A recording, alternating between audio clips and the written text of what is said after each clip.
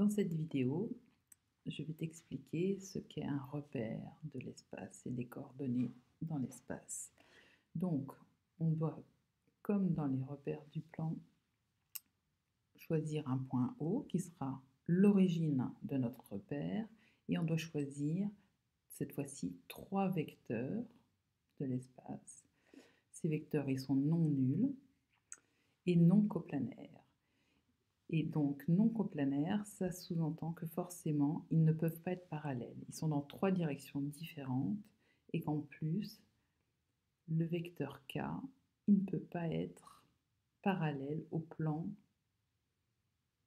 même plan que les vecteurs i et j. C'est comme tout à l'heure, dans la vidéo précédente, mon vecteur k, je l'avais choisi de façon à ce qu'il ne soit pas parallèle au même plan que les vecteurs u et v. Sauf que là, c'est plus les vecteurs u et v, c'est le vecteur i et j, mais ça change absolument rien. On va aussi choisir ces 3 vecteurs qui sont de même longueur et on va préciser pour la suite que cette longueur, ce sera l'unité de longueur.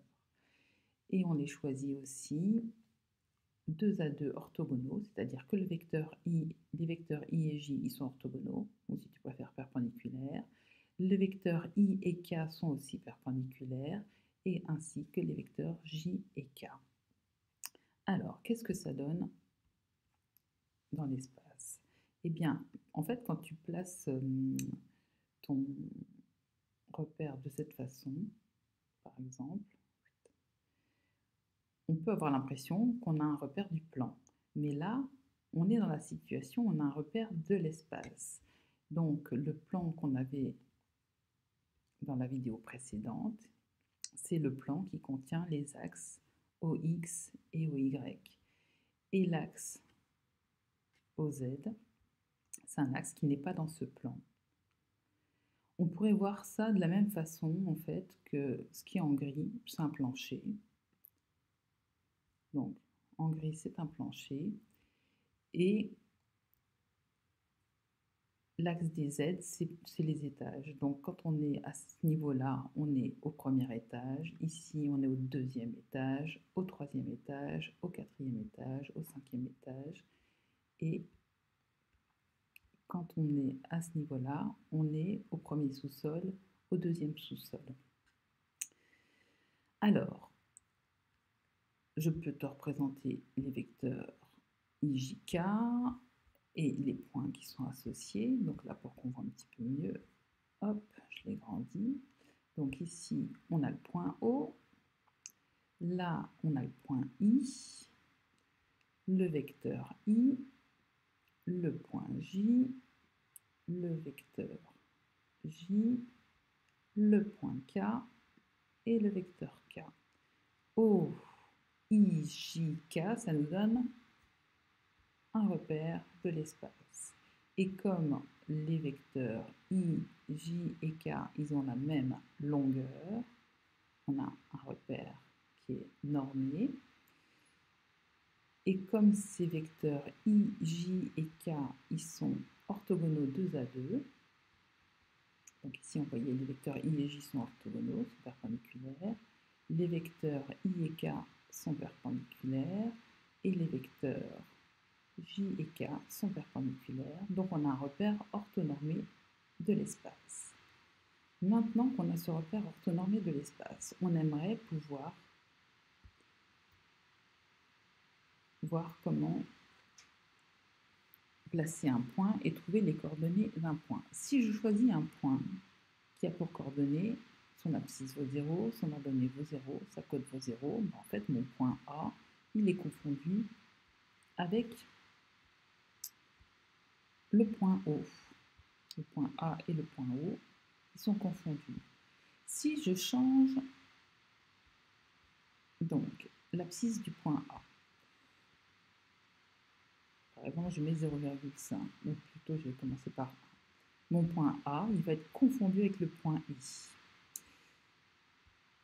Si je change son abscisse, son ordonnée, pardon, donc l'abscisse du point A vaut 1, l'ordonnée du point A vaut 1 et sa cote vaut 0. Là, on va se rendre compte que le point A, donc son abscisse vaut 1, son ordonnée vaut 1, sa cote vaut 0, et donc si on met comme ça, hop, on voit que le point A, il est dans le plan qui contient le point O, l'axe des abscisses et l'axe des ordonnées. Pour que tu vois mieux, donc je vais remettre l'ordonnée du point A à 0, et donc quand je change l'abscisse du point A et que son ordonnée et sa cote valent 0, mon point A, il se trimballe sur l'axe des abscisses. Si je fais la même chose, mais cette fois-ci avec la cote, mon point A, il se trimballe sur l'axe des ordonnées.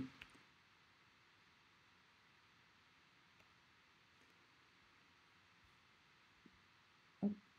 Là, on voit le point A, il se trimballe sur l'axe des ordonnées.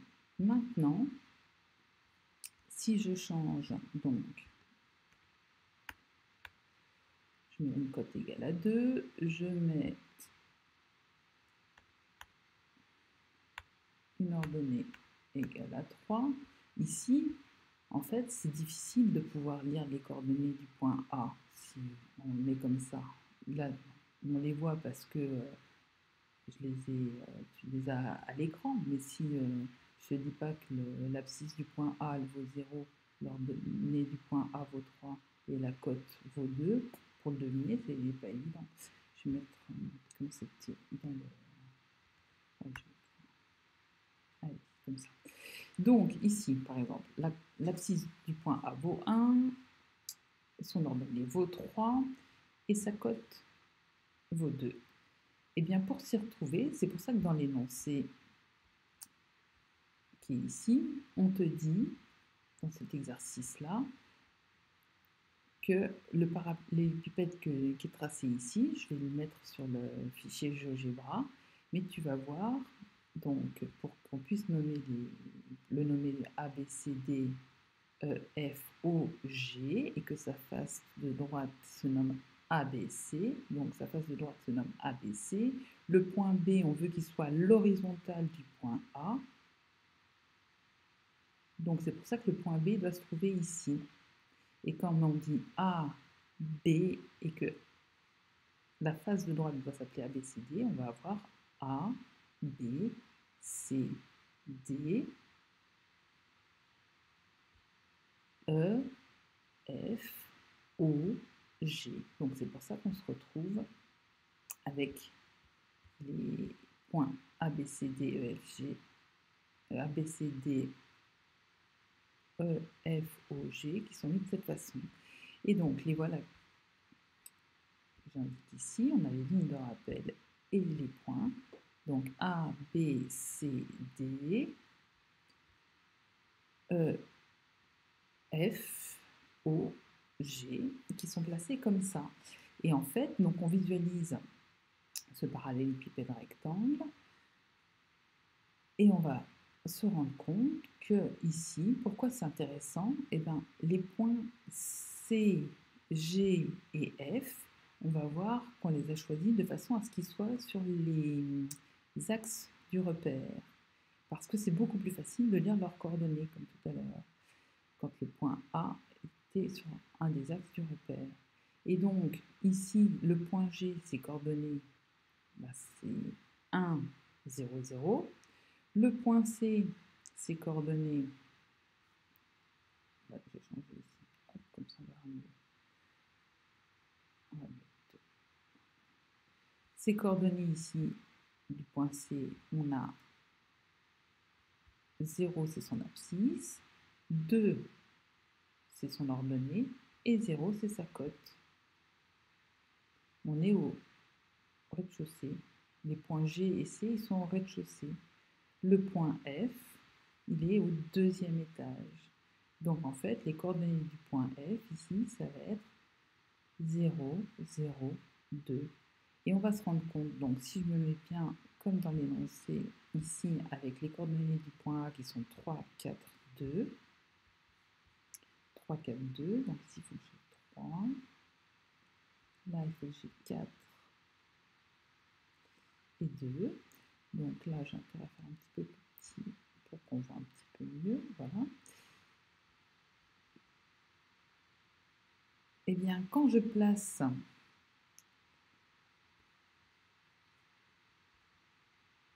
donc mon repère de cette façon, pour trouver les coordonnées du point B, comme je sais que le point B, il va être en fait sur...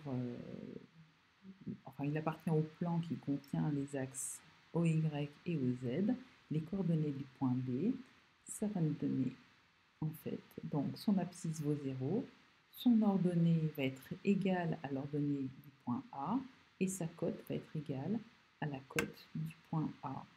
Le point C, il est sur l'axe des Y, l'axe des ordonnées, et en fait, il doit appartenir au plan qui contient le point A et qui est perpendiculaire à l'axe des ordonnées.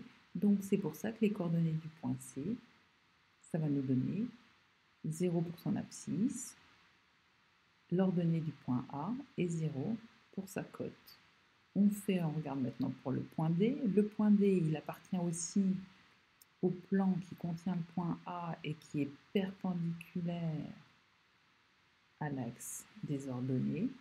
Mais le point D, il est dans le plan qui contient l'axe des abscisses et l'axe des ordonnées. Il est au rez-de-chaussée. Donc sa cote au point D, elle vaut 0. Et l'abscisse du point D, elle est égale à l'abscisse du point A. Et son ordonnée, elle est égale à l'ordonnée du point A. En fait, le point D, il a les mêmes coordonnées que le point A, sauf que c'est sa cote qui vaut 0. Le point B, il va avoir les mêmes coordonnées que le point A, mais cette fois-ci, c'est son abscisse qui vaut 0. Et on va voir que le point E, il a les mêmes coordonnées que le point A, mais, donc on voit, hein, donc il a les mêmes coordonnées que le point A, sauf que c'est son ordonnée qui vaut 0. Pour le point F, son abscisse vaut 0, son ordonnée vaut 0, et c'est sa cote qui est égale à la cote de A. Et pour le point G, donc c'est ce que j'avais expliqué tout à l'heure, le point G, son ordonnée vaut 0, sa cote vaut 0, et c'est son abscisse qui est égale à l'abscisse du point A. Ça, c'est très pratique de mémoriser ce genre de choses et surtout d'arriver à visualiser cette boîte à chaussures, ce pavé droit.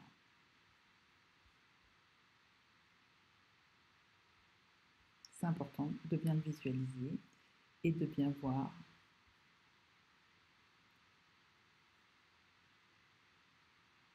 ces lignes de rappel.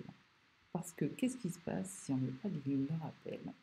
Eh bien, et qu'on ne met pas ces points-là, eh bien le point A, on ne peut pas trop savoir quelles sont ses coordonnées. Il pourrait avoir n'importe quelle coordonnée. Je pourrais très bien dire, tiens, le point A, par exemple, si je place si je place mon repère de cette façon, donc il faut que, voilà, on ne bouge plus. Ben, par exemple, ici, on pourrait croire que le point A, son abscisse, c'est 3, sa cote, c'est 2, mais placé comme ça, on pourrait croire que son ordonnée, elle vaut 0. Si je change l'ordonnée de A, ici, eh ben, le point A, on a l'impression qu'il ne bouge pas. J'ai mis A égale à 0, on a l'impression que le point A, il n'a pas bougé. C'est parce qu'en fait, on ne voit pas, mais ici, le point A, comme il avance ou il recule sur l'axe des ordonnées, et que l'axe des ordonnées qui est envers ici il est représenté par un point, on a l'impression que le point A il ne bouge pas. Alors que si je remets comme ça, maintenant, on visualise bien l'axe des ordonnées. Si je change la valeur de l'ordonnée, là on voit que le point A il se déplace. Donc c'est très important de mettre les lignes de rappel pour qu'il n'y ait pas d'ambiguïté. Voilà.